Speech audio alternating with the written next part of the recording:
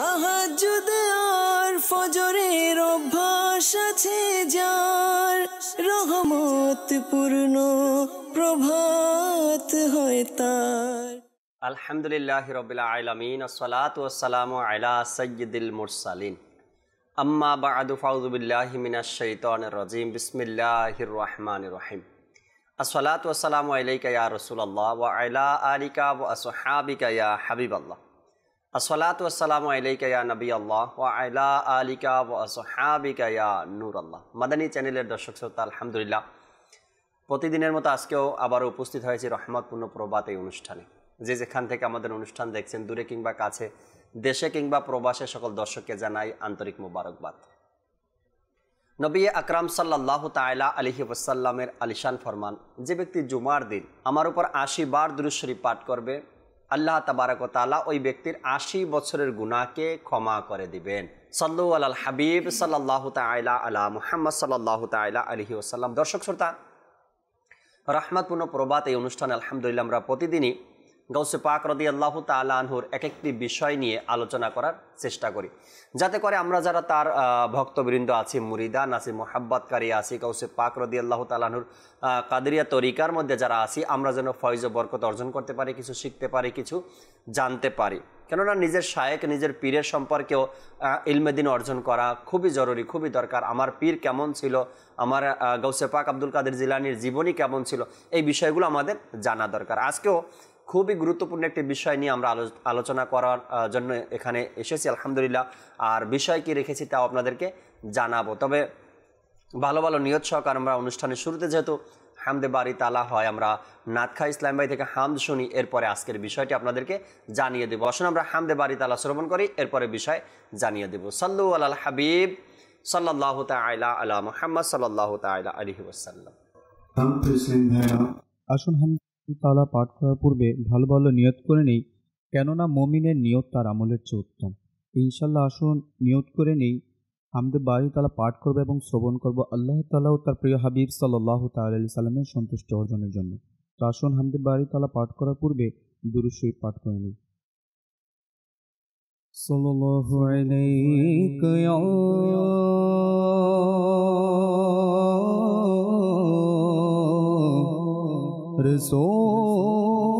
রাসূলুল্লাহ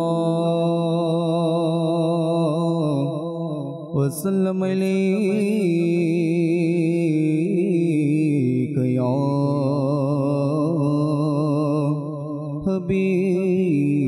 হাবিবাল্লাহ সাল্লাল্লাহু আলাইকা ইয়া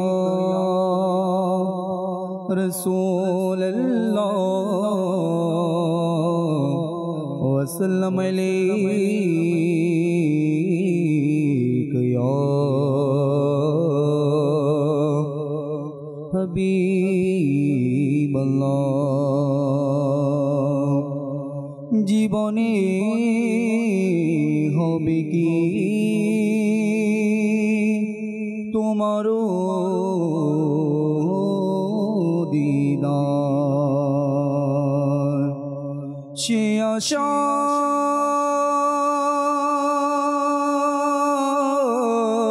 আমি রয়েছি গুনাহগার, ইয়া রাসূলুল্লাহ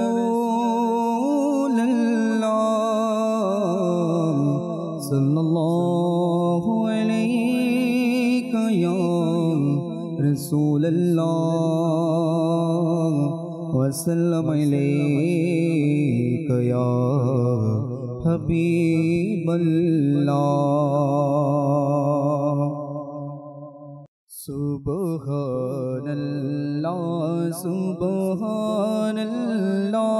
সুবহানাল্লাহ সুবহানাল্লাহ সুবহানাল্লাহ সুবহানাল্লাহ সুবহানাল্লাহ সুবহানাল্লাহ সুবহানাল্লাহ সুবহানাল্লাহ সুবহানাল্লাহ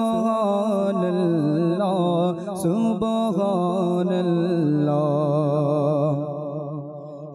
খালিক মালিক রবে মহান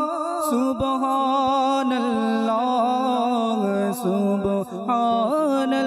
সুবহানাল্লাহ হে খালিক মালিক রবে মহান সুবহানাল্লাহ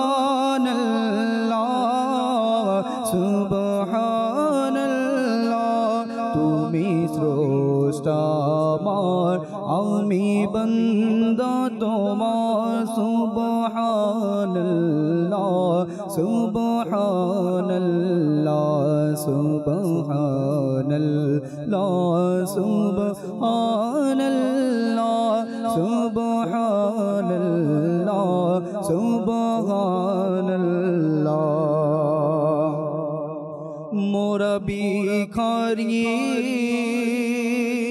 তুমি দাতা মোরা বান্দা তুমি মওলা মোরা বান্দা তুমি মওলা মোরা ভিখারি তুমি দাতা মোরা বান্দা তুমি মওলা মোরা বান্দা তুমি মওলা মুখাপেক্ষী তোমার ফকির বাদশাহ সুবহানাল্লাহ সুবহানাল্লাহ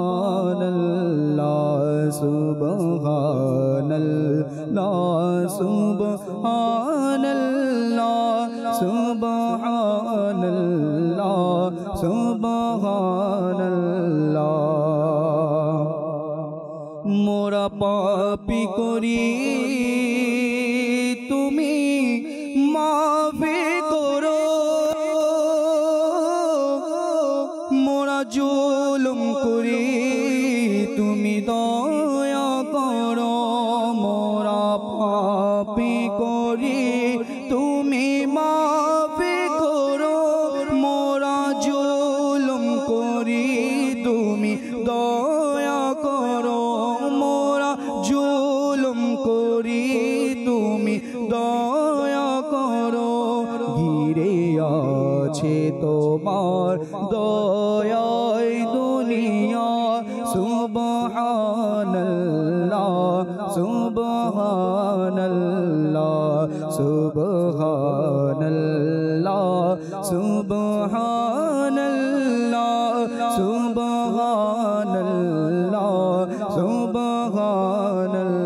সুবহানাল্লাহ মোরা অপরাধী সত্তারে তুমি মোরা পাপী গফারে তুমি মোরা পাপী গফারে তুমি মোরা অপরাধী সত্তারে তুমি মোরা পাপী গফারে তুমি মোরা পাপী গফারে তুমি গুনাহগারের প্রতি তোমার দয়া সুবহানাল্লাহ সুবহানাল্লাহ সুবহানাল্লাহ সুবহানাল্লাহ সুবহানাল্লাহ সুবহানাল্লাহ সুবহানাল্লাহ সুবহানাল্লাহ সুবহানাল্লাহ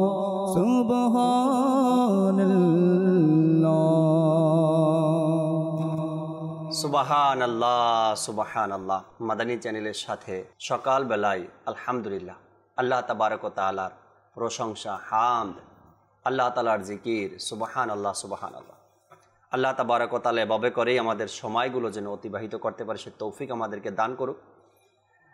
আজকের যে বিষয় আমরা নিয়েছি গৌসে পাক রাদিয়াল্লাহু তাআলা আনহুর জীবনের সাথে অনেক বলতে পারি আমরা পুরো জীবনটাই এই সম্পর্কের সাথে জড়িত ছিল।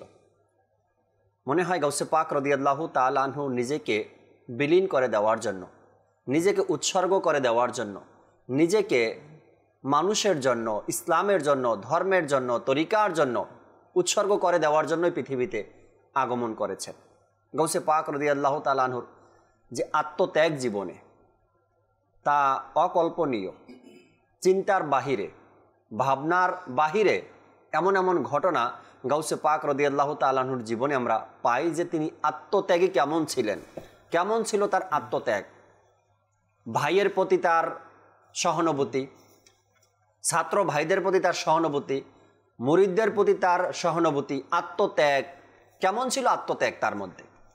অর্থাৎ নিজের প্রয়োজনটাকে ভুলে যেতেন, অপর ব্যক্তির প্রয়োজনটাকে সে বেশি মূল্যায়ন করতেন, আর নিজের প্রয়োজনটাকে মিটিয়ে দিয়ে অপরের প্রয়োজনটাকেই তিনি পরিপূর্ণ করতেন। আত্মত্যাগ কেমন ছিল আমরা যদি দেখি, ছোটবেলা থেকেই, একেবারে কম বয়স থেকেই আত্মত্যাগের মন মানসিকতা, ইচ্ছা তার আত্মত্যাগের। তার ভাই ছিলেন, তার ভাইয়ের সাথে কেমন তিনি আচরণ করলেন, আত্মত্যাগের বিষয় যদি আমরা দেখি। এরপরে ছাত্র ভাইদের সাথে কেমন আচরণ করলেন, খাবারের খোঁজে কোনো জায়গায় গেলেন, গিয়ে দেখলেন আগে থেকেই কোনো ছাত্র ভাই সেখানে উপস্থিত, তো সেখান থেকে সে চলে যেতেন। এরপরে ইবাদত রিয়াজতের প্রতি দেখেন, খাবারের বেলায় দেখেন, তিনি যেন একজন ওস্তাদ ছিলেন এদিক থেকে দেখেন, তিনি যেন একজন পীর ছিলেন এদিক থেকে দেখেন। গৌসে পাক রাদিয়াল্লাহু তাআলা আনহুর জীবনের শুরু থেকে শেষ পর্যন্ত প্রতিটা মুহূর্তই তার আত্মত্যাগের এক মন মানসিকতা ছিল। আজ আমাদের আত্মত্যাগ ভুলে গিয়ে আমরা লোভ লালসার মধ্যে পড়ে গিয়েছি। আজকের বিষয় দর্শক শ্রোতা, গৌসে পাক রাদিয়াল্লাহু তাআলা আনহুর আত্মত্যাগ নিয়ে আমরা আলোচনা করব, যাতে করে আমরা যারা কাদরিয়া তরিকার মধ্যে রয়েছি বা ভালোবাসি বা গৌসে পাককে ভালোবাসি, বড় পীরকে মানি, আমরাও যেন আত্মত্যাগী হতে পারি, লোভ লালসা যেন আমাদের মনের মধ্যে বাসা বাঁধতে না পারে। এই বিষয়গুলো নিয়ে আজকে ইনশাআল্লাহ তাআলা আলোচনা করব। আলোচনায় যাওয়ার পূর্বে আবার ইব্রাহিম ভাইয়ের কাছে আসবেন ইনশাআল্লাহ তাআলা। নাতে রসুল মকবুল সাল্লাল্লাহু আলাইহি সাল্লাম অনুষ্ঠানের শুরুতে শুনি, এরপরে আমাদের সাথে মোবাইল লিগের দাওয়াত ইসলামী তৌফিক মাদানী ভাই আছেন, তার থেকেও কিছু কথা শুনবো। নাইম ভাইও আমাদের সাথে আছেন, তার থেকেও কিছু আলোচনা আমরা শোনার চেষ্টা করবো আজকের বিষয় নিয়ে। আগে নাতে রসুল মকবুল সাল্লাল্লাহু আলাইহি সাল্লাম শ্রবণ করি। জি ইব্রাহিম ভাই।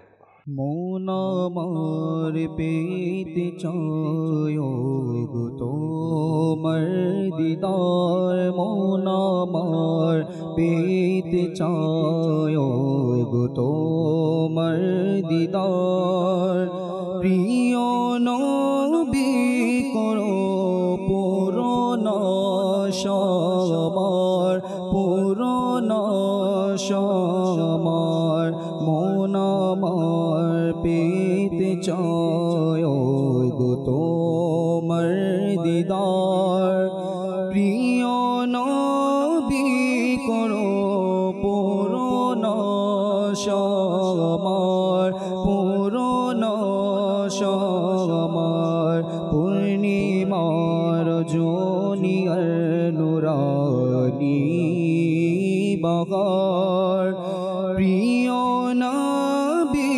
তুমি আমায় দানা দিদার, আমায় দানা দিদার, সিদরাতুল মুনতাহা জান্নাতে আরশে, সবিখানে তুমি গেলে শান শওকতে, সিদরাতুল মুনতাহা জান্নাতে আরশে, সবিখানে তুমি গেলে শান শওকতে, এই অধম গোলামের স্বপনে একবার, এই অধম গোলামের স্বপনে একবার, প্রিয় নবী সে তুমি দানা দিদার, তুমি দানা দিদার, মন আমার পেতে চায় গো তো দিদার মন আমার পেতে চায় গো তোমার দিদার প্রিয় নবী তুমি আমায় দাও না দিদার আমায় দাও না দিদার ভাগ্য আমার খুবই সুপ্রসন্ন হবে থাকিবে ছবি তোমার সদাই অন্তরে ভাগ্য আমার খুবই সুপ্রসন্ন হবে থাকিবে ছবি তোমার সদাই অন্তরে এই অধম পাপীকে যদি তুমি একেবারে অধম পাপীকে যদি তুমি একেবার প্রিয় নবী দাও না তোমার দিদার দাও না তোমার দিদার মন আমার পেতে চায় গো তোমার দিদার মন আমার পেতে চায় গো তোমার দিদার প্রিয় নবী দাও না তোমার দিদার দাও না তোমার দিদার মৃত্যু সজ্জায় আছে ও দম গোলাম তোমার চেহারা তোমার দেখতে বেকুল মন যে তার মৃত্যু সজ্জায় আছে ও দম গোলাম তোমার চেহারা তোমার দেখতে বেকুল মন যে তার যেন নিভে না যায় প্রদীপ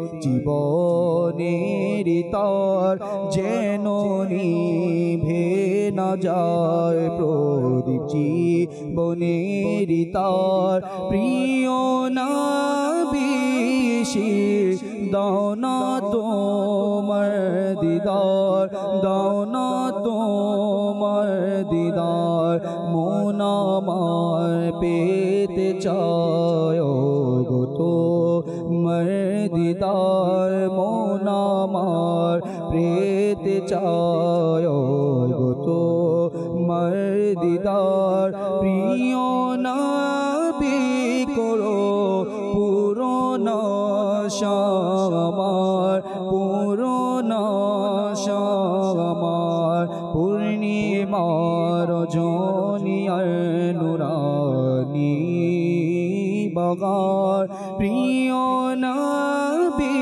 তুমি এসে দাও না দিদার এসে দাও না দিদার নির্জন জায়গায় কবর রাতের আধার কাফন পরিহিত আছে গোলাম তোমার ইয়া রাসূলুল্লাহ ইয়া হাবিবাল্লাহ নির্জন জায়গায় কবর আর রাতের আধার কাফন পরিহিত আছে গোলাম তোমার থাকবে সে কিভাবে একা সাথী তার থাকবে কিভাবে সে একা সাথী তার কবর আলোকিত করুন রে তোমার করুন রে তোমার মন আমার পেতে চায় গো তো মর্দিদার প্রিয় নবী পূরণ করো আশা আমার পূরণ আশা আমার পূর্ণিমার রজনী আর নুরানি বাহার প্রিয় নবী তুমি করো পূরণ আশা আমার পূরণ আশা আমার। মাশাআল্লাহ মাশাআল্লাহ। মানুষের জীবনে প্রতিটা মুহূর্তই যেন চিন্তা ভাবনা এটাই থাকে, আত্মত্যাগের এক ইচ্ছা যেন মানুষের মধ্যে থাকে, যা গাউসে পাক রাদিয়াল্লাহু তাআলা আনহু আমাদেরকে শিক্ষা দিয়েছেন। ইসলাম আমাদেরকে এটাই শিক্ষা দেয়। দাওয়াত ইসলামের প্রকাশনা প্রতিষ্ঠান মাকতাবুল মদিনা থেকেও এ সম্পর্কিত আলহামদুলিল্লাহ রিসালা বের হয়েছে। অর্থাৎ মদিনার মাছ যে রিসালা আছে এটা পড়বেন তো দেখবেন আত্মত্যাগ ইসহার এর ফজিলত কত রয়েছে, আত্মত্যাগের ফজিলত কেমন রয়েছে। এরপরে অন্যান্য কিতাবগুলো অধ্যয়ন করুন ইনশাআল্লাহ তাআলা। আমরা গাউসে পাক রাদিয়াল্লাহু তাআলা আনহুর আত্মত্যাগ নিয়ে আজ কথা বলবো, আলোচনা করব। আর আত্মত্যাগের ফজিলত আমরা শোনার চেষ্টা করব। যে একটি কিতাবের নাম আপনাদেরকে বললাম মদিনার মাছ, এই কিতাবটার মধ্যেও কিন্তু আত্মত্যাগের অনেকগুলো ফজিলতের কথা বলা হয়েছে। আপনি এটা অধ্যয়ন করুন, পারবেন ইনশাআল্লাহ তাআলা, পাবেন আশা রাখি। আর নাইম ভাই কেমন আছেন আপনি? আলহামদুলিল্লাহ আলা কুল্লি হাল। মাশাআল্লাহ। নাইম ভাই, আজকের বিষয় আমরা রেখেছি গাউসে পাক রহমতুল্লাহি তাআলার আত্মত্যাগ। যদি তার জীবনীকে অধ্যয়ন করে বা চিন্তা করে তার জীবনীকে নিয়ে, তবে সে খুঁজে পাবে আত্মত্যাগ কেমন ছিল আমার গাউসে পাকের মধ্যে। ছোটবেলা থেকে নিয়েই গাউসে পাক রাদিয়াল্লাহু তাআলা যে আত্মত্যাগের এক মন মানসিকতা, ইচ্ছা, সেটা অতুলনীয়। আর আমাদের বিশ্ববাসীর জন্য সেটা স্মরণীয়, মনে রাখার মতো বা সেটা পালন করার মতো, অনুসরণ করার মতো এক দিক নির্দেশনা তিনি দিয়ে গেছেন আমাদেরকে। কিছু মাদানী ফুল দর্শকের উদ্দেশ্যে। আলহামদুলিল্লাহ রাব্বিল আলামিন ওয়াসসালাতু ওয়াসসালামু আলা সাইয়্যিদিল মুরসালিন। অসংখ্য ধন্যবাদ আপনাকে এবং মাদানী চ্যানেলের দর্শক শ্রোতা সবাইকে। আল্লাহ তাআলার দরবারে সম্মানিত ব্যক্তি কে? ওই ব্যক্তি আল্লাহ তাআলার দরবারে সম্মানিত যে আত্মত্যাগের মাধ্যমে মহান রব্বুল আলামিনের দরবারে সম্মানিত হয়েছে। সুবহানাল্লাহ সুবহানাল্লাহ। পৃথিবীর বুকে যারাই কামিয়াবি হয়েছে, জি, হোক দুনিয়াবি কিংবা আখিরাতের, কিংবা দুনিয়া এবং আখিরাতের, তাদের মধ্যে সবচেয়ে বড় যেটা পাওয়ার, জি জি, সবচেয়ে বড় যেটা শক্তি ছিল সেটা হচ্ছে আপনার আত্মত্যাগ। সুবহানাল্লাহ। দ্বীন ইসলাম, আমরা যে মুসলমান হয়েছি, আমাদের ধর্ম হচ্ছে ইসলাম। ইসলামের নাম যদি ইসলাম না হতো তাহলে হতো কুরবানি। কুরবানি বলতে কি? কুরবানি হচ্ছে ত্যাগ। আমরা যদি ইসলামের প্রথম শুরুতে যাই তাও কুরবানির কথা আমাদের খেয়াল পড়ে। ইসলামের শেষ মাস যখন আসে তখনও কুরবানির কথা খেয়াল পড়ে। এই মহান আত্মত্যাগের মাধ্যমে পৃথিবীর বুকে সমস্ত আম্বে একরাম যে দৃষ্টান্ত নজির স্থাপন করে গিয়েছে, সুবহানাল্লাহ সুবহানাল্লাহ, যাদের সাথে কারো তুলনা হয় না। আল্লাহ তাআলার দরবারে যেমন সরকার দু আলম হুজুর পাক সাল্লাল্লাহু আলাইহি ওয়াসাল্লাম মহান সম্মানের অধিকারী ছিলেন, আল্লাহর নবী সাল্লাল্লাহু আলাইহি ওয়াসাল্লাম সমস্ত আম্বিয়া কেরামের সরদার ছিলেন, ইমাম ছিলেন, রসুলদের রসুল, নবীদের নবী। তো অন্যান্য নবীর পরীক্ষা একরকম ছিল আর হুজুর পাক সাল্লাল্লাহু আলাইহি ওয়াসাল্লামের পরীক্ষা অন্যরকম ছিল। এবং তারা এই পরীক্ষার মধ্যে উত্তীর্ণ হয়ে আল্লাহ তাআলার পক্ষ থেকে তারা তো সম্মানিত, তারা তো দোষ ত্রুটি মুক্ত, আল্লাহ তাআলার পক্ষ থেকে তারা তো জান্নাতি। এরপরেও পুরা জগৎবাসীর জন্য তারা স্পেশাল কিছু দৃষ্টান্ত স্থাপন করে গিয়েছে। সুবহানাল্লাহ সুবহানাল্লাহ। যেভাবে সমস্ত আম্বে গ্রামের মধ্যে আমার নবী সাল্লাল্লাহু আলাইহি ওয়াসাল্লাম শ্রেষ্ঠ, তেমনইভাবে সমস্ত আউলিয়া কেরামের মধ্যে, তরিকতের মধ্যে সবচেয়ে যিনি বেস্ট এবং কারামত সম্পন্ন তিনি হচ্ছেন শাহিন শাহ বাগদাদ হুজুর গৌসে পাক বরফির আব্দুল কাদের জিলানী রহমতুল্লাহ আলাইহি। তো গৌসে পাক রহমতুল্লাহ আলাইহি আল্লাহ সুবহানাহু ওয়া তাআলা এত বেশি কারামত সম্পন্ন, এত বেশি এলমওয়ালা, আমলওয়ালা, তাকওয়াওয়ালা, পরেজগারওয়ালা, আশিক রসুল হিসেবে কবুল করেছেন, দৃষ্টান্ত স্থাপন করে গিয়েছেন। আমরা যারা মুরিদ, যারা গোসে পাককে মহব্বত করে, তারা সেখান থেকে শিক্ষা হাসিল করার অনেক বড় বড় বিষয় পেয়ে যায়। Right right. একজন সাধারণ মানুষের আত্মত্যাগ আর গৌসে পাকের আত্মত্যাগ যদি সমান হয়ে যায়, যিনি অলিদের ইমাম, যিনি অলিকুলের সম্রাট, তার আত্মত্যাগ যদি সাধারণ মানুষের মতো হয়ে যায়, তাইলে কেমনে?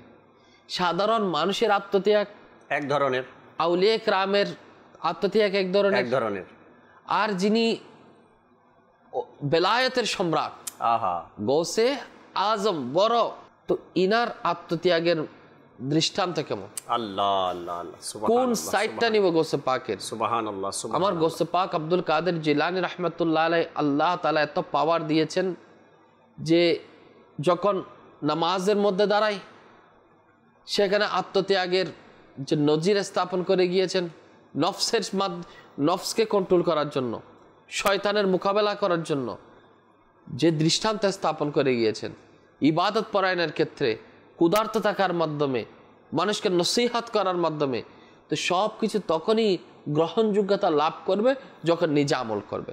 আর গৌসে পাক রহমতুল্লাহ আলাইহি এমন আমল করেছেন, এমন পাওয়ারফুল করে সবাইকে দেখিয়ে দিয়েছেন যে জগৎবাসী দেখে নাও, জেনে নাও।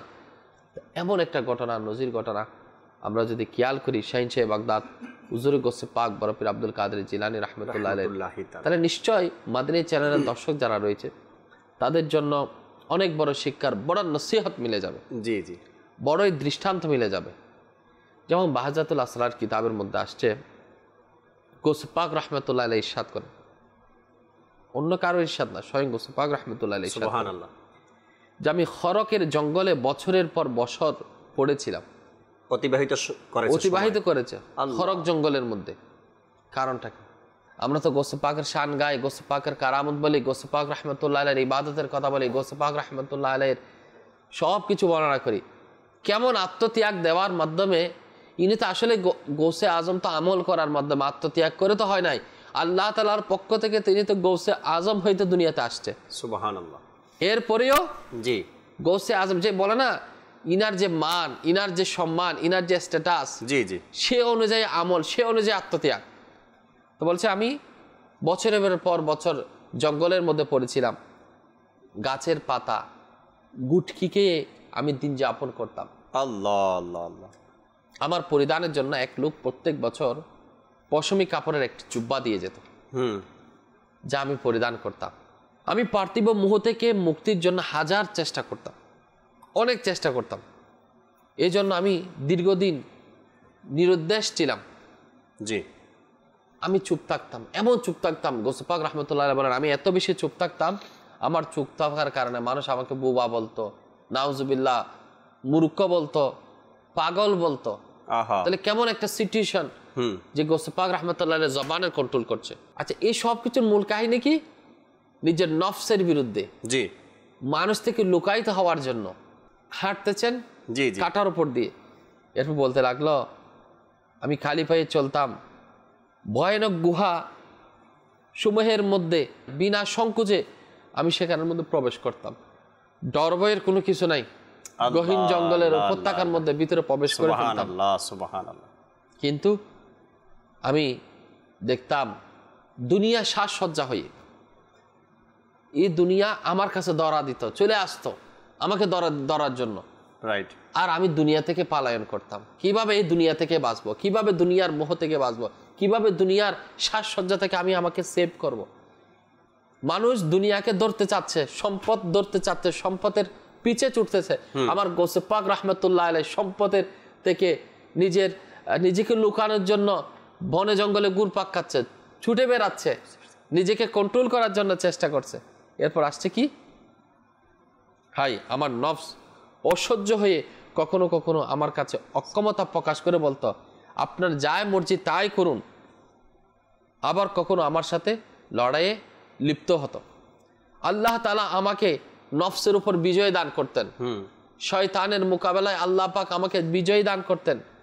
আমি অনেক দিন ময়দানের বিরান ভূমিতে ছিলাম, আমার গোসে পাকের আত্মত্যাগ বলছে আমি বিরাট ভূমির মধ্যে ছিলাম, নিজের নফসকে সর্বদা সাধনার মধ্যে রত ছিলাম, আল্লাহ তাআলার ইবাদতের মধ্যে, রিয়াজতের মধ্যে, পুরা আল্লাহ পাকের জন্য ফানা হওয়া, ফানাফিল শেখ, ফানাফিল রসুল, নবী পাক সাল্লাল্লাহু আলাইহি ওয়াসাল্লামের মুহাব্বতে সবকিছু উজাড় করে দেওয়া, কুরবান করে দেওয়া।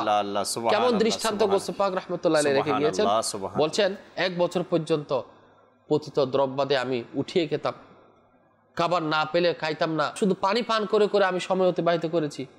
এমন একটা বছর গিয়েছিল যখন আমার খাবার জন্য কিছুই নাই, আমি শুধু পানি পান করেছিলাম। জঙ্গলের লতা পাতা ঘাস গুট্ঠিকে আমি জীবন অতিবাহিত করেছি। পীরদের পীর রোশন জমিন, সুবহানাল্লাহ, কেমন ছিল তার, ইনি লতা পাতাকে, সবুজ ঘাসকে ইনি জীবন অতিবাহিত করেছেন। বলছে কি একের পর এক বছর, বছরকে বছর কেটে যাচ্ছে, পানাহার ব্যতীত ক্ষুধার্ত অবস্থার মধ্যে কেটে যাচ্ছে। আমি নানা রকম পরীক্ষার মধ্যে সম্মুখীন হতাম। এমন সময় একদিন প্রচণ্ড শীতের রাতে আমার থেকে কেমন এক পরীক্ষা নেওয়া হলো যে বারবার চোখে ঘুম আসতো আর আমার উপর গোসল ফরজ হয়ে যেত। আমার গোসে পাক বলেন এক তন্দ্রা ভাব চলে আসতো, ঘুম চলে আসতো বারবার, আর গোসল ফরজ হয়ে যেত। আমি তৎক্ষণাৎ নদীতে গিয়ে গোসল করতাম। আল্লাহ, বলা হচ্ছে একই রাতে, এই প্রচন্ড ঠান্ডার দিনে, ঠান্ডার রাতে, কনকনে শীতের মধ্যে আমি নফসের বিরুদ্ধে যুদ্ধ করেছি। এক রাতে 40 বার গোসল ফরজ হয়েছে, আমি 40 বার আমি গোসল আদায় করেছি।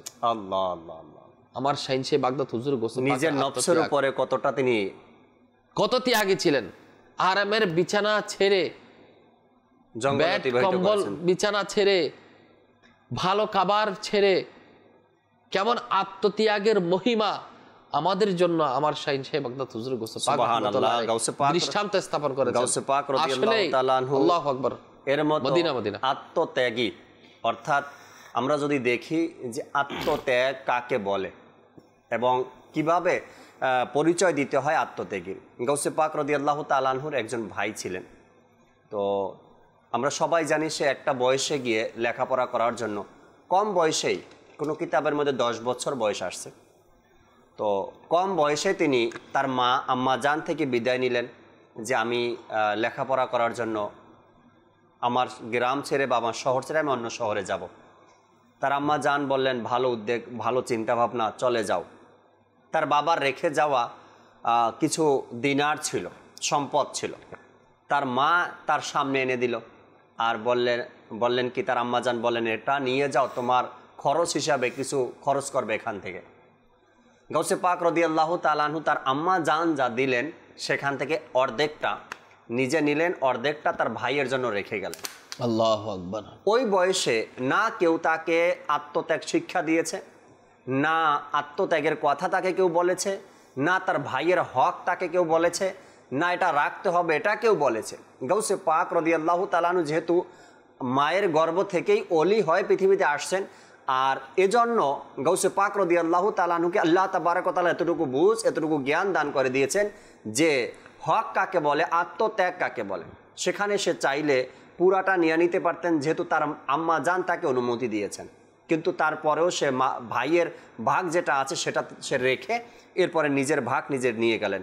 বুখারী শরীফের মধ্যে রয়েছে রাসূল করিম সাল্লাল্লাহু তাআলা আলাইহি ওয়াসাল্লাম ইরশাদ করেছেন, দুনিয়ার বুকে ইসলামকে পরিপূর্ণ জীবন ব্যবস্থা হিসাবে রেখে গেছেন তিনি। রাসূল পাক সাল্লাল্লাহু আলাইহি সাল্লাম দুনিয়াতে ইসলামকে পরিপূর্ণ জীবন ব্যবস্থা হিসাবে রেখে গেছেন। আর সেই রাসূল করিম সাল্লাল্লাহু আলাইহি সাল্লাম ইরশাদ করেন, ইসলামের মধ্যে আত্মত্যাগের মতো এত বড় মহান দৌলত আর কোনো কাজের মধ্যেই পাবে না। যদি কোনো ব্যক্তি আত্মত্যাগী হতে পারে, ইসলাম আমরা পেয়েছি ত্যাগের বিনিময়ে, ভোগের বিনিময়ে নয়। এটা আমরা যখন মুহররম মাস আসে দর্শক শ্রোতা, তখন এই কথাটা বেশি শুনি যে আত্মত্যাগ আমরা ইসলাম পেয়েছি ত্যাগের মাধ্যমে, ভোগের মাধ্যমে নয়। ভোগে শান্তি নয়, ত্যাগেই রয়েছে শান্তি। আর এই আত্মত্যাগটা গাউসে পাক রাদিয়াল্লাহু তাআলা আনহু কিভাবে পেয়েছেন? তার বংশধর যারা ছিলেন তারা কিন্তু আত্মত্যাগী ছিল। দেখেন মুহররম মাসের ইতিহাস, হুসাইন রাদিয়াল্লাহু তাআলা আনহু কিভাবে আত্মত্যাগ করেছেন, সব কিছু কোরবান করে দিয়েছেন, সব কিছু উৎসর্গ করে দিয়েছেন দ্বীন ইসলামের জন্য। আর তারই বংশধর আমার গাউসে পাক রাদিয়াল্লাহু তাআলা আনহু তিনি বা কেন এভাবে হবেন না? আলহামদুলিল্লাহ আমাদের সাথে কলও রয়েছে, দর্শকের কিছু SMS রয়েছে। তৌফিক মাদানী ভাই আমাদের সাথে আছেন, আসবো কয়েকটা কল শুনি, এরপর আপনার থেকেও শুনবেন ইনশাআল্লাহ তাআলা। জি, দর্শকের কল শুনিয়ে দিন। আমার নাম হলো ওসমান গনি, আমি নারায়ণগঞ্জ বন্দর থেকে বলতেছি। আমি একটি নাচ শুনতে চাই। নাচটি হলো প্রিয় মদিনা দূরে আবো কেমন করে। মাশাআল্লাহ, শোনাবো, সাথেই থাকুন যদি সম্ভব হয়। ইব্রাহিম ভাই আমাদেরকে নাচ শোনাবে। পরবর্তী কল দেন। গাজীপুর থেকে বলছিলাম। আমি তো সবসময় দেখি, আমার ভালো লাগে, আমার খুব পছন্দ, সবসময় দেখি। আপনাদের কাছ থেকে আমি দোয়া চাইতেছি, আমার দিকে দোয়া করতে। আল্লাহ তাবারক ওয়া তাআলা আপনাকে ভালো রাখুক, শান্তিতে রাখুক, পেরেশানিগুলো আল্লাহ দূর করে দিক। যে অসুবিধার মধ্যে আছেন আল্লাহ তাআলা অসুবিধা দূর করে দিক, আল্লাহ ভালো রাখুক। পরবর্তী কল দেন। আমি কুমিল্লা ডিস্ট্রিক্ট হুমলা থানা থেকে বলছি, উমরাবাদ। আমি একটা নাচের আছে শুনতে পেরেছি, শাহনমান আলা হযরতের। মাস চলতেছে, গাউসে পাকের কালাম শুনতেছেন, মানকাবাত শুনতে চান, আলা হজরতের, তাও ভালো। আলা হজরত রহমতুল্লাহি তাআলাও গাউসে পাককে নিয়ে মানকাবাত লিখেছেন, অনেক সুন্দর মানকাবাত। আল্লাহ তাআলা বরকত দান করুক। দর্শক শ্রোতা, আমাদের নাইম ভাই যতক্ষণ কথা বলেছেন, তিনিও গাউসে পাক রাদিয়াল্লাহু তাআলা আনহুর এই উরুস মুবারক উপলক্ষে মাদানী চ্যানেলকে অনুষ্ঠান উপহার দিয়েছেন, অলিদের ইমাম। মাশাআল্লাহ, আমাদের তৌফিক মাদানী ভাইও এই বিশেষ আয়োজনে অংশ নিয়েছেন। তৌফিক ভাই একটি অনুষ্ঠান করেছেন, আলহামদুলিল্লাহ, গাউসে পাক রাদিয়াল্লাহু তাআলা আনহুর সহানুভূতি। আর সহানুভূতি কেমন, কিভাবে গাউসে পাক মানুষের প্রতি করেছেন, এটাও দেখবেন। সহানুভূতি আর আত্মত্যাগ পাশাপাশি। সহানুভূতি করা, কারো প্রতি সহানুভূতি করলো, আর আত্মত্যাগ, নিজেরটা বিলিয়ে দিল, নিজেরটা অপরকে ইশার করে দিল। তৌফিক ভাই আমাদের সাথে আছেন, কিছু কথা শুনি তৌফিক ভাই থেকে, এরপরে আমরা নাতে রসুল শুনবো। জি তৌফিক ভাই। আলহামদুলিল্লাহ রাব্বিল আলামিন ওয়াসসালাতু ওয়াসসালামু আলা সাইয়্যিদিল মুরসালিন, আম্মা বা'দ, ফাউযু বিল্লাহি মিনাশ শাইতানির রাজিম, বিসমিল্লাহির রহমানির রহিম। আপনাকেও ধন্যবাদ দর্শকবৃন্দদেরকে। আজকের যে বিষয়, গাউসে পাক বরপীর আব্দুল কাদের জিলানী রাদিয়াল্লাহু তাআলা আনহুর আত্মত্যাগ। জি, আসলে আমরা যদি ওনার আত্মত্যাগটা চিন্তা করি, তাহলে আমরা ওনার জন্মের দিন থেকেই ওনার আত্মত্যাগকে দেখি। সুবহানাল্লাহ, সুবহানাল্লাহ, আল্লাহু আকবার। ওনার যেদিন জন্ম হয়েছিল ওই দিন প্রথম রমজান ছিল। জি, ওই দিন থেকে ইনি রোজা রাখা শুরু করে দিলেন। সুবহানাল্লাহ। ইনি দুনিয়াতে এসে প্রথম দিন থেকে রোজা রেখে মানুষকে আত্মত্যাগ শিক্ষা দিয়ে যাচ্ছেন। সুবহানাল্লাহ। যে আমরা তো এখন ভালো শরীরের অধিকারী হওয়ার পরেও শরীয়ত আমাদের উপর রোজাকে ফরজ করেছে এবং আমার উপর রোজা ফরজ হয়ে গিয়েছে। এরপরেও আমরা বিভিন্ন বাহানায় চেষ্টা করি রোজাকে এড়িয়ে চলতে, সুস্থ থাকার পরেও। কিন্তু ইনি আমাদেরকে জীবনের প্রথম দিন থেকেই আল্লাহ আল্লাহ আল্লাহ আল্লাহ আত্মত্যাগ শিখিয়ে যাচ্ছে। হুজুর গাউসে পাক রহমতুল্লাহ আলাইহি ওই সময় থেকে শুরু করে প্রতি বছরই রমজান মাসে রোজা রাখতেন। সামান্য যখন বড় হচ্ছে ওই সময় ছোট বাচ্চারা এটার প্রতি খুবই আগ্রহী যে খেলাধুলা করবে, এটা একটা কমন ব্যাপার। শরীয়ত বাচ্চাদের জন্য খেলাধুলাকে মানা করেনি। তো আমার গাউসে পাক রহমতুল্লাহি তাআলা আলাইহির জীবনী যখন আমরা দেখতে পাই, তখন ইনি যখন বাচ্চারা খেলাধুলা করতে যায়, তখন তিনিও যখন ওই খেলাধুলার আসরে দেখতে কিংবা যাওয়ার জন্য আগ্রহ পোষণ করেন এবং ওখানে যান, তখন গায়েবী আওয়াজ আসে, হে আব্দুল কাদের, তোমাকে এই কাজের জন্য সৃষ্টি করা হয়নি। আল্লাহু আকবার, সুবহানাল্লাহ, সুবহানাল্লাহ। ফিরে আসে, এই মজা নেওয়া থেকে নিজেকে বিরত রাখলেন। সুবহানাল্লাহ। তাহলে এখানেও ত্যাগের বিষয়টা আমরা দেখতে পাই। এলাকার যে মাকতাব মাদ্রাসা ছিল, তিনি খুব আগ্রহ সহকারে তাদের আসাতেজায়ে কেরামের কাছে গিয়ে ইলমে দ্বীন হাসিল করতেন এবং খুব মনোযোগ সহকারে লেখাপড়া করতেন। তো এই ব্যাপারটা তো আমরা সবাই জানি যে হুজুর গাউসে পাক রহমতুল্লাহ আলাইহিকে যখন কোরআন মাজিদের সবক দেওয়ার জন্য আসলেন, ইনি এক এক করে 18 পারা পর্যন্ত শুনিয়ে দিয়েছিলেন। জি। তো এখানে তিনি ইলমে দ্বীন হাসিল করার পর যখন এলাকার ইলম হাসিল করা শেষ, তখন তিনি অন্য শহরে যাওয়ার জন্য প্রস্তুতি নিচ্ছিলেন। এখানে যে আত্মত্যাগের বিষয়টা আমাদের কাছে ফুটে ওঠে সেটা হচ্ছে তিনি ছোট বয়সেই পরিবার ছেড়ে একজন মা, জি জি, ওনার বাবা ওই সময় দুনিয়া ছেড়ে চলে গিয়েছিলেন, তো মাকে ছেড়ে ভাইকে ছেড়ে ইনি ওই শহর ছেড়ে এলাকা ছেড়ে অন্য এলাকাতে, তাও আবার প্রস্থান করছেন একদিনের, এক বছরের, এক যুগের জন্য নয়, হয়তো জীবনের জন্য ইনি এখান থেকে চলে গেলেন। তো এই যে শহর ছেড়ে যাওয়া, এটা এক ধরনের কিন্তু অনেক বড় আত্মত্যাগ। আপনি আমি হয়তোবা বিদেশেও চলে যাই, কিন্তু সেটা দুনিয়ার অর্থ উপার্জনের জন্য যায় বা যে কোনো কারণে যায়, কিন্তু আমাদের ওই গৃহের প্রতি টানটা থাকে, চলে আসবো, আমরা চলে আসি, 1 বছর হোক 10 বছর হোক, যে কারণে যাই না কেন ফিরে আসি, এক সময় আমরা ফিরে আসি। কিন্তু আমার গাউসে পাক রাহমাতুল্লাহ তাআলা আলাইহি জানেন যে আজকে বের হচ্ছেন, হয়তোবা মায়ের মুখ আর দেখা হবে না। এই বিষয়টা যেটা আপনি বললেন যে গাউসে পাক রাদিয়াল্লাহু তাআলা আনহু নিজের মায়ের সংস্পর্শ ছেড়ে, ঘর ছেড়ে, নিজের এলাকা ছেড়ে, নিজের শহর ছেড়ে, এটা কিন্তু আমরা ইতিহাস যদি দেখি আল্লাহ তাআলার প্রায় ওলিদের সাথে প্লাস সাহাবা একরামের সাথে, এইটা কিন্তু প্রায় সবার সাথেই জড়িত। যে এই আমরা যদি দেখি শাহজালাল ইয়ামানি রহমতুল্লাহ তাআলা, তিনিও কিন্তু নিজের জন্মভূমি ছেড়ে নেকির দাওয়াত দেওয়ার উদ্দেশ্যে, ইসলামের দাওয়াতের উদ্দেশ্যে তিনি বাংলাদেশে তাশরিফ আনছেন। খাজা আজমেরি সানজিরি রহমতুল্লাহ তাআলা নিজেও দেখেন, অর্থাৎ এই বিষয়টা সকল প্রায় আউলিয়া কেরামের সাথে জড়িত, যে নিজের জন্মভূমি ছেড়ে অন্য কোথাও গিয়ে নেকির দাওয়াত দেওয়া, ইসলামের প্রচার করা, ইলমে দ্বীন অর্জন করা। আর এটা গাউসে পাক রাদিয়াল্লাহু তাআলা আনহুর জীবনের সাথেও জড়িত, এবং সাহাবা একরামের জীবনের সাথেও।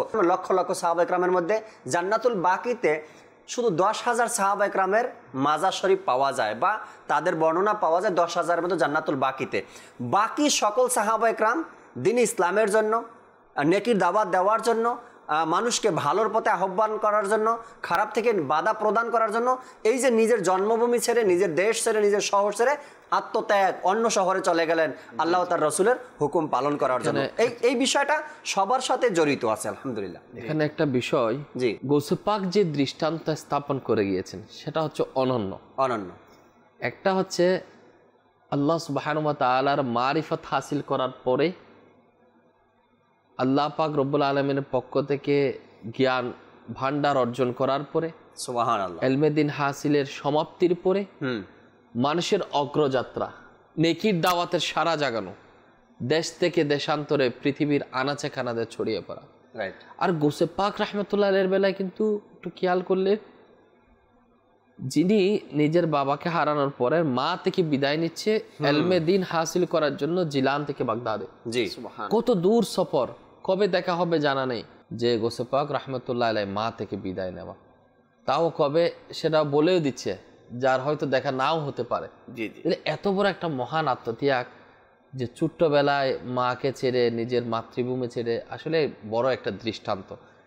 গাউসে পাক রাহমাতুল্লাহ আলাইহির ব্যাপারে আসছে, ইনি মাঠের মধ্যে গরু চড়াতে বের হলো, যে গরু নিয়ে বের হলো মাঠে, নিজেদের কিছু গরু ছিল, হ্যাঁ গরু ছিল, হ্যাঁ, তো গরুর জবান খুলে গেল, হে আব্দুল কাদের, আল্লাহ তাআলা আপনাকে এই কাজের জন্য সৃষ্টি করেননি। আল্লাহ আল্লাহ আল্লাহ। গাউসে পাক রাহমাতুল্লাহ আলাইহিকে গরু চিনেছে। এরপর গাউসে পাক রাহমাতুল্লাহ আলাইহি বলছেন, যখন ছাদের মধ্যে গেল তো দেখতে পাচ্ছে আরাফার দিন ছিল, ওই জিলানের শহর থেকে, নিজের ছাদ থেকে পুরো আরাফাতের ময়দানকে গাউসে পাক রাহমাতুল্লাহ আলাইহি দেখতে পাচ্ছেন। সুবহানাল্লাহ। তো খেয়াল করে নিল, যিনি তো সাধারণ কোনো বান্দা নয় আল্লাহ পাকের, আল্লাহ তাআলা এনাকে স্পেশাল হিসেবে পাঠিয়েছেন। তো মাকে যখন বর্ণনা করলো, তো মায়ের কেমন আত্মত্যাগ, যে ছেলেকে কোরবান করে দিচ্ছে আল্লাহ তাআলার রাহে, আল্লাহ পাকের দ্বীনের ইলম অর্জন করার জন্য, আল্লাহ পাকের রাস্তায় আল্লাহ রাসূলের কাছে সুপুর্দ করে দিয়ে আল্লাহ তাআলার রাহে পাঠিয়ে দিচ্ছে। সুবহানাল্লাহ সুবহানাল্লাহ। আল্লাহর ওলিগণ যে আত্মত্যাগের মহিমা আমাদেরকে দেখিয়েছেন। আসলেই দিন ইসলাম হচ্ছে আত্মত্যাগের ধর্ম। রাইট। দিন ইসলাম যদি আমরা চাই যে আমার এই সমস্যা হয়েছে, আমার এই পেরেশানি হয়েছে, আমি ভালো কাজ করলে আমার পিছে মানুষ লাগে, আমি ভালো কাজ করলে ভালো মানুষকে মানুষ মূল্যায়ন করে না, ভালো করে চললে, আরে আমাকে কেউ মূল্যায়ন করুক বা না করুক, আমার ভালো কাজের প্রশংসা করুক না করুক, আমি তো ভালো কাজছি, ভালো চলছি, মানুষ আমাকে রেসপেক্ট করছে, এমন তো নয় যে গৌসে পাক রহমতুল্লাহ আলাইহির বেলায় যে ঘটনা ঘটেছিল, আল্লাহর ওলিদের বেলায় যে ঘটনা ঘটেছিল, তারা চেয়েছিল নিজের আত্মসম্মানবোধ রক্ষা করার জন্য, নিজের যশ খ্যাতিকে বিসর্জন দেওয়ার জন্য, রাইট, প্রসিদ্ধির আকাঙ্ক্ষা থেকে নিজেকে বিলীন করার জন্য আত্মত্যাগের বড় মহিমা তারা বনে জঙ্গলে ছুটে বেড়েছে। মানুষ আমাকে না চিনুক, যদি কোনো ব্যক্তি বলে কি আমাকে আমার প্রতি আল্লাহ রাজি হয়ে যাক, আল্লাহ আমার প্রতি খুশি হয়ে যাক, বা আমি যে ইবাদতগুলো করছি এটা আল্লাহ তাআলার দরবারে কবুল হয়ে যাক, তখন ওই সকল চিন্তাভাবনা মন থেকে বের হয়ে যাবে যে আমাকে কেউ সম্মান করছে না, আমাকে কেউ দেখছে না, আমাকে কেউ ডাকছে না, ওই চিন্তাটা উঠে যাবে। গাউসে পাক রাদিয়াল্লাহু তাআলা আনহু সবসময় সকল কাজ, আত্মত্যাগ বলি, ইবাদত বলি, রিয়াজত বলি, সকল কিছুর পিছনে ফার্স্ট নিয়ত তার এটাই ছিল গাউসে পাকের আল্লাহ তার রাসূলের সন্তুষ্টি। আর গাউসে পাক রাদিয়াল্লাহু তাআলা আল্লাহ তার রাসূল সন্তুষ্ট করেই পৃথিবী থেকে বিদায় নিয়েছেন, আর সন্তুষ্ট ছিলেনও আল্লাহ তাআলা তার প্রতি। আমরা দর্শকের আরো কিছু কল শুনবো, এরপর ইব্রাহিম ভাইয়ের কাছে আসবো, অনুরোধের কালামগুলো আমাদেরকে শোনাবে, গাউসে পাকের মানকাবাতও শোনাবেন ইনশাআল্লাহ তাআলা। জি, কল শুনিয়ে দিন। কিশোরগঞ্জ ভৈরবকুলি। আচ্ছা, আমি একজন কেবল অপারেটর। চ্যানেলটা আমরা সবাই আকৃষ্ট করি আর কি দেখার জন্য। আমরা তো মাদানী চ্যানেল দেখি, কারণ শত শত চ্যানেলের মধ্যে একটা চ্যানেলে তো আমরা আপনাদের আল্লাহ এবং আল্লাহ রাসূলের আলোচনা ভালো লাগে। আপনাদের কাছ থেকে আমি দোয়া চাই, আপনাদের জন্য দোয়া করি। মাশাআল্লাহ, মাশাআল্লাহ, আল্লাহ তাবারক ওয়া তাআলা কবুল করেন। আপনি সবসময় মাদানী চ্যানেল দেখেন, ভালো লাগে, দিন ইসলামের কথাগুলো হয়। শুধু আপনি নয়, আপনি তো মাদানী চ্যানেল দেখেন, অন্যান্যদেরও অভিমত শুনেন। আলহামদুলিল্লাহ, মাদানী চ্যানেলের মাধ্যমে বাংলাদেশের হাজার হাজার পরিবারের পরিবর্তন হয়েছে। যারা মাদানী চ্যানেল দেখে নিজেদেরকে পরিবর্তন করে নিয়েছে, যে সকল ফ্যামিলির মধ্যে ঝগড়া ফ্যাসাদ লেগেই থাকতো ভাইয়ে ভাইয়ে, মা বোনদের মধ্যে, তো আলহামদুলিল্লাহ মাদানী চ্যানেল দেখার মাধ্যমে এ সকল অসুবিধাগুলো, সমস্যাগুলো আলহামদুলিল্লাহ ধীরে ধীরে দূর হচ্ছে। বাংলাদেশের বিভিন্ন এলাকা থেকে আমাদের কাছে এভাবে করে নিজের অভিমতগুলো মানুষ আমাদেরকে জানাচ্ছে মাদানী চ্যানেল এমন উপকার করছে আলহামদুলিল্লাহ। পরবর্তী কল দেন। মোহাম্মদ ইয়াসিন। আমি একটা মাকাবাত শুনতে যাচ্ছিলাম। আমার আত্মার জিন্দাবাদ, আমার আত্মার জিন্দাবাদ। মাশাআল্লাহ, আমার আত্মার জিন্দাবাদ, আমার আত্মার জিন্দাবাদ মানকাবাত শোনাবেন ইনশাআল্লাহ তাআলা, সাথেই থাকুন। পরবর্তী কল। আমি মাইমুর রহমান রাজশাহী থেকে বলছি, আপনার চ্যানেল দেখছি, আমার বুকে একটু দোয়া করেন। মাশাআল্লাহ, আপনাদের জন্য দোয়া করি, আল্লাহ তাআলা আপনাদেরকে ভালো রাখুক, আপনারা ভবিষ্যৎ প্রজন্ম দিন ইসলামকে আঁকড়ে ধরেন, প্রিয় নবী সাল্লাল্লাহু আলাইহি সাল্লামের সুন্নতকে আঁকড়ে ধরেন, কোরআনকে আঁকড়ে ধরেন, দাওয়াত ইসলামী যে দিক নির্দেশনা দিচ্ছে এগুলো মেনে চলি। আমরা ছোটোবেলা থেকেই যেন হালাল হারামের পার্থক্য জানার শুরু করি, আমরা বোঝার চেষ্টা করি, আমরা পর্দা কি এ বিষয়টা জানার চেষ্টা করি। মা বাবাকে বলবো সন্তানকে এই বিষয়গুলো আমরা গুরুত্ব সহকারে শেখানোর জন্য। যদি আমরা শেখাতে পারি, আশা রাখি বড় হলে সন্তান দ্বারা যে মানুষ অপমানিত হয়, সন্তান দ্বারা যে মানুষ বিভিন্ন ধরনের কথা শুনতে হয় সমাজের, এগুলো আপনাকে আর শুনতে হবে না। যে ছোটোবেলা থেকেই আপনি আপনার সন্তানকে ভালো কিছু শেখাতে পারেন, ভালো কিছু জানাতে পারেন। পরবর্তী কল দেন। আমার নাম স্নেহা, বগুড়া। আমরা একটি নাচ শুনতে চাই, গুনাহের যায় না যে ও বাস ও ইয়া রাসূলুল্লাহ। আমি এটা শুনতে চাই।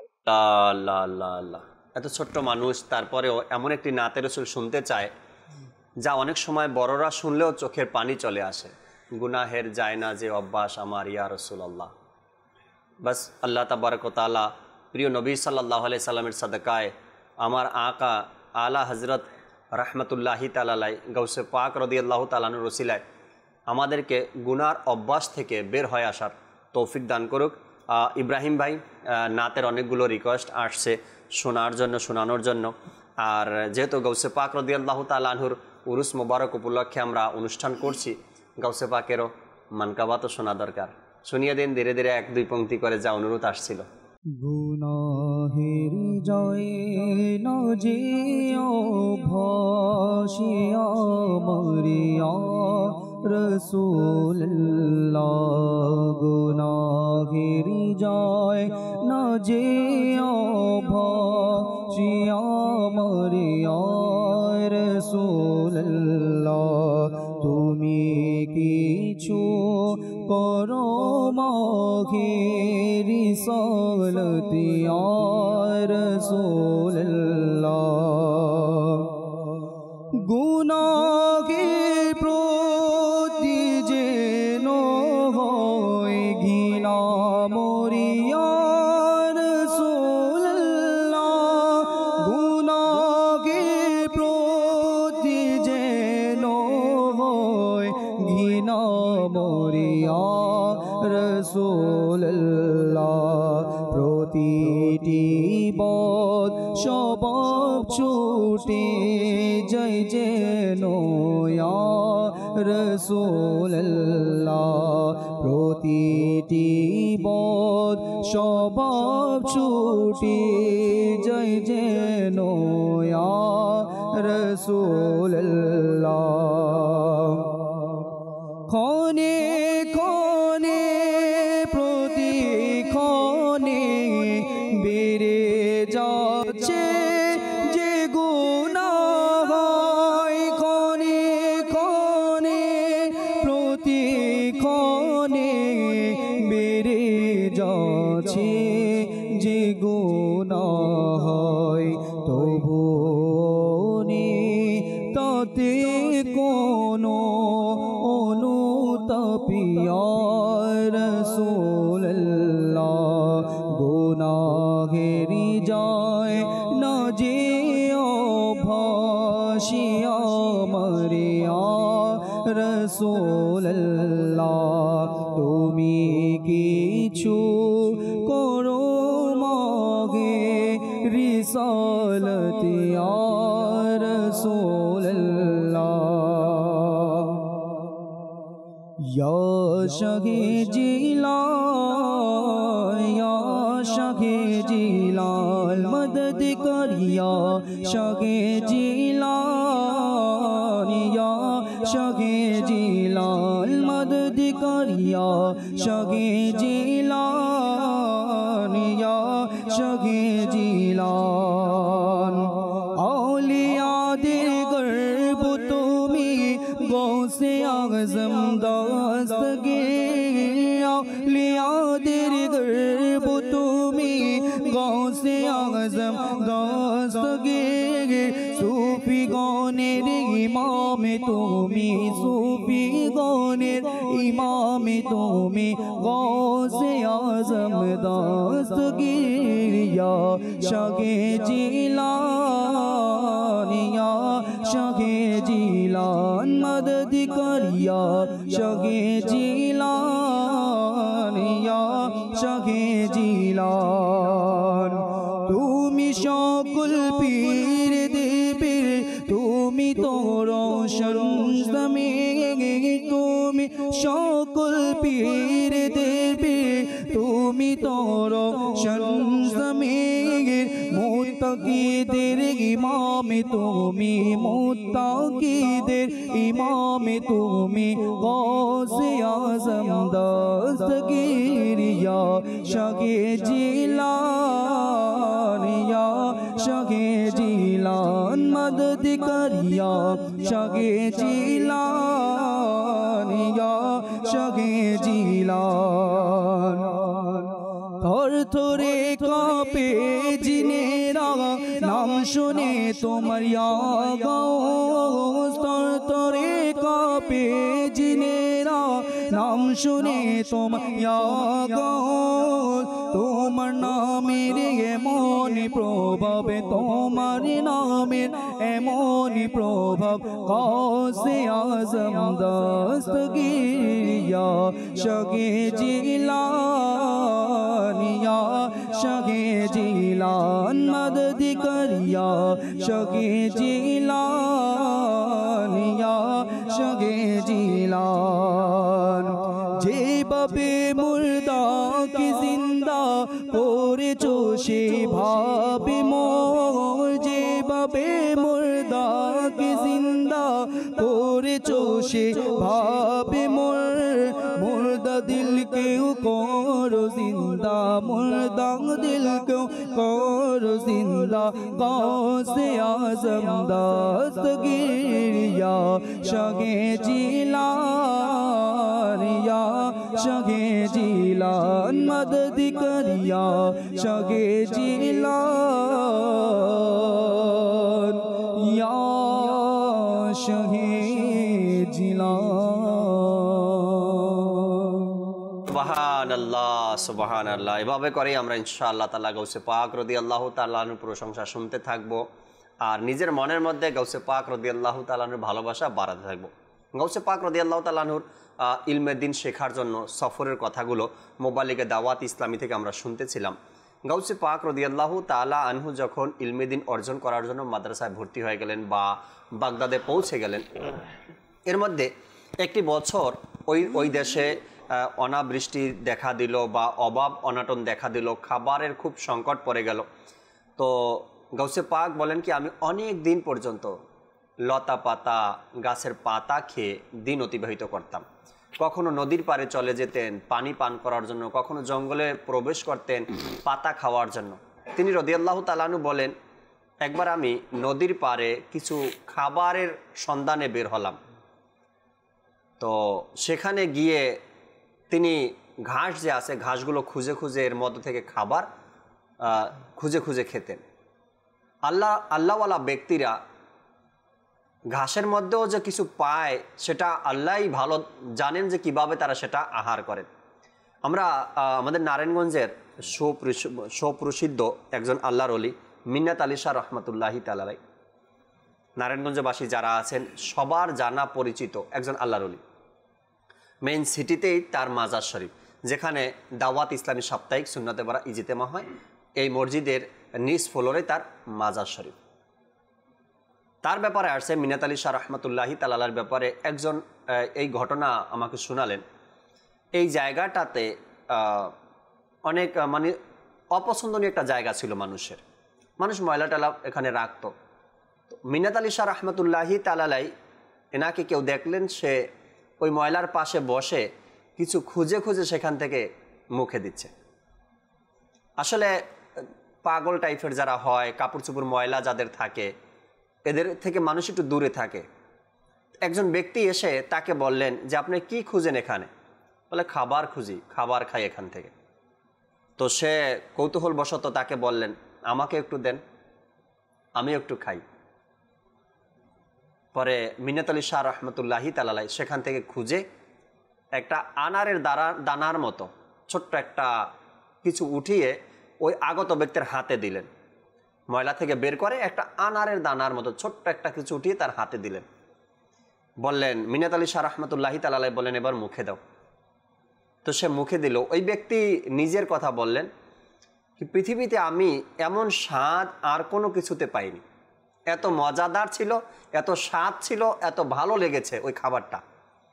দেখতে আনারের মতো কিন্তু আনার ছিল না, হয়তো অন্য কোনো খাবার বা ওই আল্লাহর ওলির জন্য আল্লাহ তাবারক ওয়া তাআলার ব্যবস্থা এটা হতে পারে।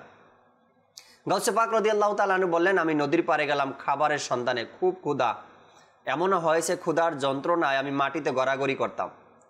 তো আবার উঠে দাঁড়াতাম, নদীর পাড়ে যখন গেলাম খাবারের সন্ধানে, তো সেখানে গিয়ে দেখি আমার আগেই কোনো না কোনো অর্থাৎ উপবাসওয়ালা ছাত্র বা অন্য কোনো ইসলামী ভাই অন্য কোনো মানুষ সেখানে উপস্থিত হয়ে গেছেন। তো গিয়ে দেখি আমার আগেই কেউ না কেউ সেখানে পৌঁছে গেছে। আমি ভাবলাম এখন যদি আমি সেখানে যাই আর খাবারের সন্ধান করি, হয়তোবা ওই ব্যক্তি যে আমার আগে আসছে সে ক্ষুধা নিয়েই আবার ফিরে যাবে। এ কারণে আমি আবার সেখান থেকে চলে আসলাম, যাতে করে যে আমার আগে আসছে সেজন্য কিছু না কিছু খাবার পেয়ে যায়। গাউসে পাক ক্ষুধা নিয়ে আবার ব্যাক করে চলে আসলেন। গাউসে পাক রাদিয়াল্লাহু তাআলা আনহু অপরের প্রতি অন্য মানুষের প্রয়োজনটাকে কতটা মূল্যায়ন করতেন, তার প্রয়োজনটাকেই সে ওখানেই এন করে দিতেন। অর্থাৎ আমার প্রয়োজনের আর দরকার নেই, এখানে যে ব্যক্তি আসছে তার প্রয়োজনটাই বেশি। আর এটা কিন্তু সাহাবা একরাম আলাইহিমুর রিদওয়ান হুজুর আকরাম সাল্লাল্লাহু আলাইহি সাল্লামের ফয়েজ ও বরকত গাউসে পাক রাদিয়াল্লাহু তাআলা আনহু নিয়ে পৃথিবীতে আসছেন। একটা ধর্মীয় যুদ্ধের ঘটনা আমরা শুনি তৌফিক ভাই। যে এক সাহাবীর খুব পানির পিপাসা ছিল, যুদ্ধ করতে করতে পানির পিপাসা লেগে গেছে, সে পানি পানি পানি পানি বলতেছে। আরেকজন সাহাবী একটু পানি নিয়ে তার কাছে আসলো। যখন পানিটা তার কাছে আসছে ওই মুহূর্তে সে শুনলো অন্য এক সাহাবী কাতরাচ্ছে, জি জি, যুদ্ধের ময়দানে কাতরাচ্ছে, পানি পানি করছে। তো ওই সাহাবী বললেন, আমার পানির পিপাসা মিটে গেছে, আমার ওই সাহাবীর দরকার, ওই ভাইয়ের দরকার, ওই মুসলমানের দরকার, তার কাছে নিয়ে যান পানিটা, খাওয়ার পরে যদি বেঁচে যায় তাহলে আমাকে ফিরে দিবেন। যখন ওই ব্যক্তি পানি নিয়ে ওই সাহাবীর কাছে গেল, দ্বিতীয় সাহাবীর কাছে, তার কাছে যখন গিয়ে পৌঁছালো, সেও শুনতে পেল কোনো মুসলমান যুদ্ধের ময়দানে আহত, সেও বলল পানি পানির আওয়াজ আসতেছে, বলে এখন আমার পানির প্রয়োজন নেই, আমার মুসলমান ভাইয়ের জন্য পানিটা নিয়ে যান, সে পান করার পরে যদি থাকে তবে আমাকে দিয়েন। এভাবে করে পানি ঘুরতে ঘুরতে ঘুরতে ঘুরতে আবার ফার্স্ট সিরিয়ালে যে ছিল তার কাছে আবার চলে আসছে, তৃতীয় জনের কাছে গেছে। তখন তৃতীয় জন ততক্ষণ ইন্তেকাল করেছে। তো এই যে গাউসে পাক রাদিয়াল্লাহু তাআলা আত্মত্যাগ নিয়ে আমরা কথা বলছি, কিভাবে শিখছে, কিভাবে পেল, সব ফয়জানে মুস্তাফা সাল্লাল্লাহু আলাইহি সাল্লাম, ফয়জানে সাহাবা আলাইহিমুর রিদওয়ান।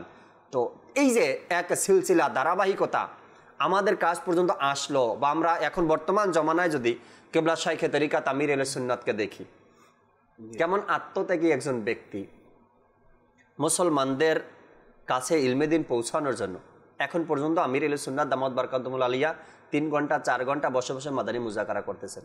শারীরিক অবস্থা হয়তো এতটা ভালো নেই, আমরা যতটা দেখি ততটা ভালো নেই।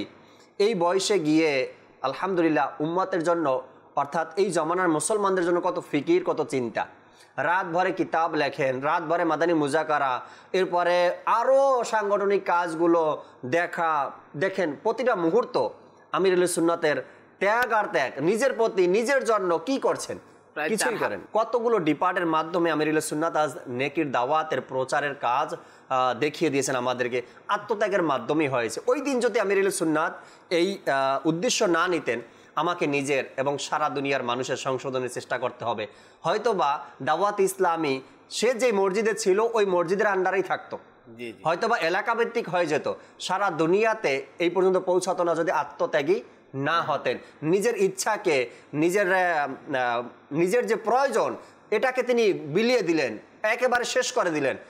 আত্মত্যাগী, বাস পুরা পৃথিবীতে দ্বীন ইসলামের খেদমত করতে হবে, দাওয়াত ইসলামের পয়গাম পৌঁছাতে হবে, কোরআন ও সুন্নাতের আলোকে পুরো পৃথিবী আলোকিত করতে হবে। আর এই উদ্দেশ্য নিয়ে যখন আমির আহলে সুন্নাত কাজ শুরু করে দিয়েছেন, আলহামদুলিল্লাহ আজ পুরো পৃথিবীতে সফলভাবে আজ দাওয়াত ইসলামের এই মাদানী কাজগুলো আমরা দেখছি। আল্লাহ তাবারক ওয়া তাআলা আমাদেরকে দাওয়াত ইসলামের মধ্যে ইস্তেকামাত দান করুন। কিছু ফেসবুক পেজে কমেন্টস পরে নেই, এরপর নাইমের কাছে আসবেন ইনশাআল্লাহ তাআলা। একজন বললেন, আসসালামু আলাইকুম। ওয়ালাইকুম আসসালাম রাহমাতুল্লাহি ওয়া বারাকাতুহু। আর একজন আছেন শাহ আলম ভাই আমাদের সাথে অনুষ্ঠান দেখছেন, কায়ুম হুসাইন ভাই আমাদের সাথে আছেন, এরপরে ইকবাল ভাই আমাদের সাথে আছেন। আসসালামু আলাইকুম। ওয়ালাইকুম সালাম হুজুর, আপনারা সবাই কেমন আছেন? আলহামদুলিল্লাহ। কায়ুম ভাই নাতে রসুল শুনতে চেয়েছেন, নাতে রসুল ইব্রাহিম ভাই শোনাতে পারবেন কিনা জানি না, সময়ও শর্ট আমাদের কাছে। এরপরে আরেকজন লেখলেন, আসসালামু আলাইকুম। ওয়ালাইকুম আসসালাম রহমতুল্লাহি ওয়া বারাকাতুহু। সবাই কেমন আছেন? আল্লাহ তাআলার দয়ায় সাইফুল ভাই আমাদের সাথে আছেন, অনুষ্ঠান দেখছেন। খালিদ আত্তারিও আমাদের সাথে আছেন, মাশাআল্লাহ সৈয়দপুর থেকে অনুষ্ঠান দেখছেন তিনি। শাহ আলম ভাই বললেন মাশাআল্লাহ খুব সুন্দর অনুষ্ঠান। রাকিবুল ভাই আমাদের সাথে আছেন, ইমন ভাই আমাদের সাথে অনুষ্ঠান দেখছেন তার, আলহামদুলিল্লাহ। নাইম ভাই, সময় প্রায় শেষের দিকে, আরও কিছু মাদানী ফুল দর্শকের উদ্দেশ্যে। আসলে আল্লাহ সুবহানাহু ওয়া তাআলা যাদেরকে সম্মানিত করেছেন সবাই আত্মত্যাগী ছিলেন। হযরতে আল্লামা ইমাম শারানি রাহমাতুল্লাহ আলাইহি বর্ণনা করেন যে তাবকাতে কুবরার মধ্যে হুজুরে গৌসে পাক রাহমাতুল্লাহ আলাইহির ব্যাপারে, যে গৌসে পাক রাহমাতুল্লাহ আলাইহির বাণী বর্ণনা করেন যে প্রথম আমার উপর দিয়ে অনেক কঠিন মুহূর্ত অতিক্রম করেছে। আল্লাহ আল্লাহ আল্লাহ। কেমন করেছে, কেমন হয়েছে? এমন কঠিন পর্যায়ে পৌঁছে যেত যে আমি দুর্বল হয়ে মাটিতে পড়ে যেতাম, আর মুখের মধ্যে আল্লাহ পাকের পক্ষ থেকে কোরআনে পাকের 2টি আয়াত আমার মুখে চলে আসতো। সুবহানাল্লাহ। কেমন কঠোরতা হলে, কেমন কষ্ট হলে গৌসে পাক রাহমাতুল্লাহ আলাইহি মাটির মধ্যে পড়ে যেতেন, কেমন ওই 2টা আয়াত জবান মোবারকের মধ্যে চলে আসতো যে 30 পারা সূরা আলাম নাশরাত 4 এবং 5 আয়াত।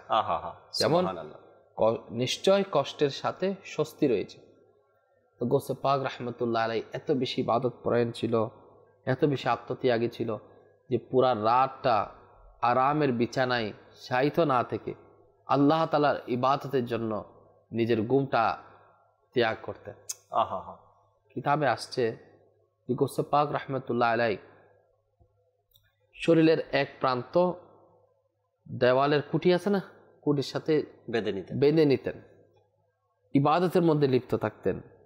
যদি কোনো কারণে ঘুমের উপক্রম হতো সাথে সাথে দৌড়তে টান পরে ঘুমটা ছুটে যেত। এইভাবে গৌসে পাক রাহমাতুল্লাহ আলাইহি পুরা রাত দাঁড়িয়ে দাঁড়িয়ে আল্লাহ পাকের ইবাদতের মধ্যে নিজের সময়কে অতিবাহিত করতেন। যিনি নিজের বিছানাকে ত্যাগ করেছে,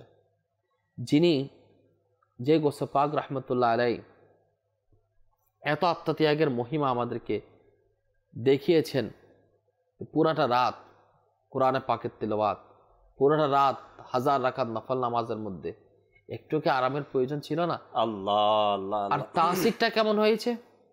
গৌসে পাক রাহমাতুল্লাহ আলাইহি যারা আল্লাহ ওয়ালা, তারা নিজেকে কুরবান করে দেওয়ার মাধ্যমে, আল্লাহ রাসূল সাল্লাল্লাহু আলাইহি ওয়াসাল্লামের মুহাব্বতে সবকিছু বিলীন করার মাধ্যমে এত বেশি উচ্চ পর্যায়ে চলে যায়, এত বেশি তারা আল্লাহ তাআলার নৈকট্য হাসিল করে, তখন তারা যেটা বলে সেটা হয়ে যায়। যারা যেদিকে তাকায় সেদিকে কারামতের শুভ দৃষ্টি ফয়েজতে সবকিছু হয়ে যায়, তারা যেটা স্পর্শ করে সেটা দামি হয়ে যায়। গৌসে পাক রাহমাতুল্লাহ আলাইহির ব্যাপার আসছে, আল্লাহু আকবার, গৌসে পাক রাহমাতুল্লাহ আলাইহি যখন বয়ান করতেন, তাকরীর করতেন, আল্লাহ তাআলা কেমন কবুল করেছেন। বলা হচ্ছে গৌসে পাক রাহমাতুল্লাহ আলাইহির বয়ান শুনে ওই মজলিসের মধ্যে, ওই ইজতিমার মধ্যে, ওই মেহফিলের মধ্যে অনেক মানুষ আল্লাহ তাআলার ভয়ে ইন্তেকাল করে ফেলতেন, অজ্ঞান হয়ে যেত, ইন্তেকাল হয়ে যেত, যে লাশ পড়তো। এমন তাসির ছিল যে আল্লাহ পাকের ভয়ে সাথে সাথে ছটফট করতে করতে আল্লাহ তাআলার সন্তুষ্টির মধ্যে আল্লাহ তাআলার ডাকে আহ্বানে লাব্বাইক বলে সাড়া দিয়ে দিত। এই হলো গৌসে পাকের আত্মত্যাগ।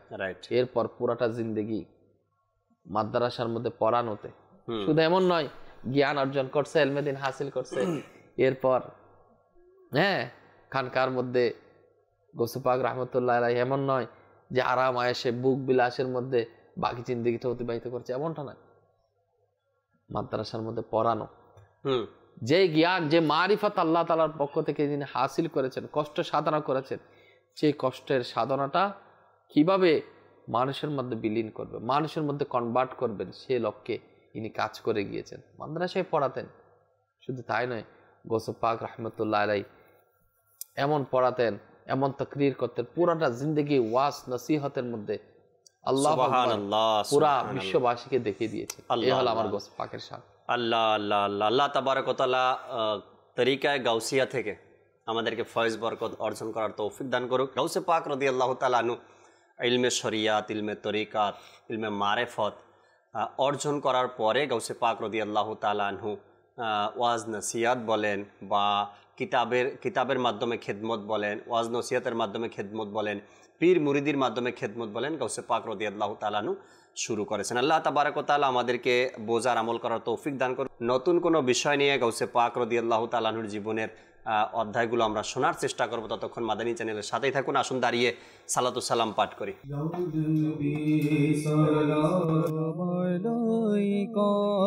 ইয়া রাসূল সালাম আলাইকা, ইয়া হাবিব সালাম আলাইকা, সালাওয়াতুল্লাহ আলাইকা। যখন হবে তোমার দিদার, তখনই হবে আমার, যখন হবে তোমার দিদার, তখনই হবে আমার, আমার স্বপনে আসোনা মাদানী মদিনে वाले या नबी सलाम अलैका, या रसूल সালাম আলাইকা ইয়া হাবিব সালাম আলাইকা সালাওয়াতুল্লাহ আলাইকা আপনি যে নূরে রবি নিখিলেন ধ্যানের ছবি আপনি নইলে দুনিয়ায় আধারে ডুবি তো সবই ইয়া নবী সালাম আলাইকা ইয়া রাসূল সালাম আলাইকা ইয়া হাবিব সালাম আলাইকা সালাওয়াতুল্লাহ আলাইকা মুস্তাফা জানে रहमत पेला हो सलाम इश्मे बजी बेहिदायत पेला हो सलाम गौसुला ज़मीमा